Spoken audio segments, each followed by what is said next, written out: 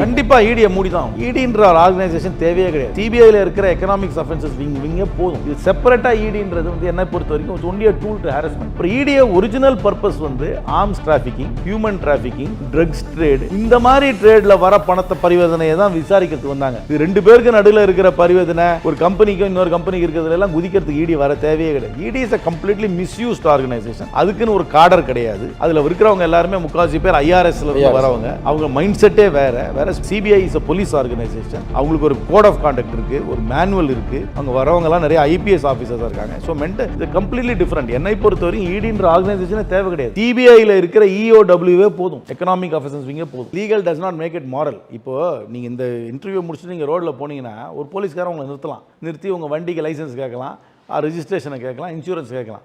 15 அடி தள்ளி போய் இன்னொரு போலீஸார் உங்களை திருப்பி நிறுத்தலாம். உங்களை ஹாரஸ் பண்ணணும்னு நினைச்சாக்க சட்டத்தில் 100 வழி இருக்கு. அதுதான் இது ஹாரஸ்மெண்ட் டூல் ஆமாச்சு. எது original purpose of this law இந்த ஏஜென்சி என்ன? நீங்கள் சொன்ன மாதிரி drug trafficking, human trafficking, arms டிராஃபிக்கிங்கில் வர பணத்தை வந்து விசாரணை பண்ணுறது, இல்லை ஸ்மக்லிங், இந்த மாதிரி ஆக்டிவிட்டீஸில் வந்தால் விசாரணை. இது வந்து ஒரு பொலிட்டிக்கல் டூலாக ஏதோ ரெண்டு கம்பெனி பண்ண பிஸ்னஸை வந்து இது கரப்ஷன் சொல்லி ஒரு கலர் கொடுத்து இது மாற்றுறதுக்குலாம் வேலையே கிடையாது. அது சிபிஐ பண்ணிட்டு போயிடுவாங்க. CBI is fully equipped to deal with that. இஓடபிள்யூன்னு எதுக்கு சிபிஐயில் வச்சிருக்கீங்க? அப்போ இது டூப்ளிகேஷன் தானே. இது ஒரே ஒரு சார்ஜுக்கு 2 ப்ராசிக்யூஷன் நடக்குது. அதுவே தப்பு. ஆனால் நான் சொல்கிறேனே, ஜீசஸ் கிரைஸ்டை சிலுவையில் அரைஞ்சும் போது கூட சட்டப்படி தானே நடந்துச்சு. பாண்டஸ் பிலேட்டு ஒரு ஜட்ஜு தானே அந்த தீர்ப்பை கொடுத்தாரு. ரோமன்ஸ் வந்து ஜீசஸ் மேலே ஒரு குற்றச்சாட்டு வச்சாங்க. அதை வந்து பாண்டஸ் பிலேட்டுன்னு ஒரு ஜட்ஜு வந்து ஆமாம்மா அவரை சிலுவையில் சாத்துங்கன்னு சொல்லி தானே சட்டப்படி தான் நடந்துச்சு. எமர்ஜென்சி கூட சட்டப்படி தானே நடந்துச்சு. Every arrest in this country is legal. ஏன்னா ஏதோ மேஜிஸ்ட்ரேட் ஒரு மேஜிஸ்ட்ரேட் கையெழுத்து போட்டு தானே உங்களை ரிமாண்ட் பண்ணுறாங்க. உங்கள் போலீஸ் அரெஸ்ட் பண்ணி உங்களை கொண்டு போய் மேஜிஸ்ட்ரேட் பண்ணி நிறுத்துறாங்க. அவங்க இதர் போலீஸ் கஸ்டடின்னு சொல்கிறாங்க. இப்போ உங்கள் மீது இருக்கக்கூடிய வழக்குகளோட ஸ்டேட்டஸ் என்ன? எவ்வளோ வழக்குகள் உங்கள் மேலே இருக்குது? என்ன ஸ்டேட்டஸில் இருக்குது?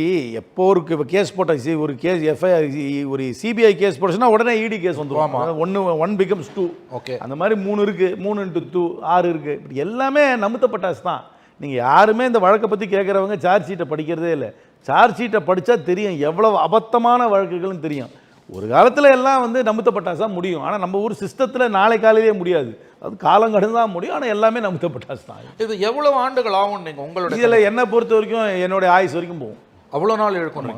என்னை மற்ற பிரதிவாதிகள் எல்லாரும் இறந்து போயிடுவாங்க. ஏன்னா என்ன ஆகிடும்னா, நரசிம்மராவ் சொன்ன மாதிரி லக்குபாய் பத்தக்கு நரசிம்மராவ் ஒரு கேஸ் போட்டார். 2 பேருக்கும் 80 வயசு இருக்கும். அப்போ கேஸ் போடும்போது 75 வயசுக்கு மேலே அவர் சொன்னார், petitioner will die, respondent will die, prosecutor will die, judge will die, but case ஒன் டைனர். அதுதான் ஆகும்.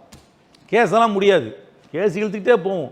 ஏன்னா இருக்கிற எல்லா ஆஃபீஸரும் ரிட்டையர் ஆகி போயிடுவாங்க, ஜட்ஜெல்லாம் ரிட்டையர் ஆகி போயிடுவாங்க, வக்கீலெல்லாம் மாறிடுவாங்க. அங்கே இருக்கிற யாரெல்லாம் கேஸில் சம்மந்தப்பட்டிருக்காங்களோ பல பேருக்கு வயதான காலத்தில் அவங்க காலமும் முடிஞ்சிடும்.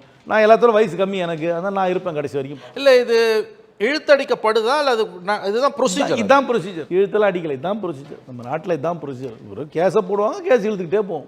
எவ்வளவு ஐஏஎஸ் அதிகாரிகளும் இப்போ உங்களோட சேர்ந்து இதில் வந்து பாவம் அவங்கள நினச்சா தான் எனக்கு ரொம்ப வருத்தமாக இருக்குது. ஏன்னா அவங்களெல்லாம் நான் நேரில் கண்ணால் கூட ஒரு நாள் கூட நான் பார்த்தது கூட கிடையாது. அவங்க எனக்கு சம்மந்தமே கிடையாது.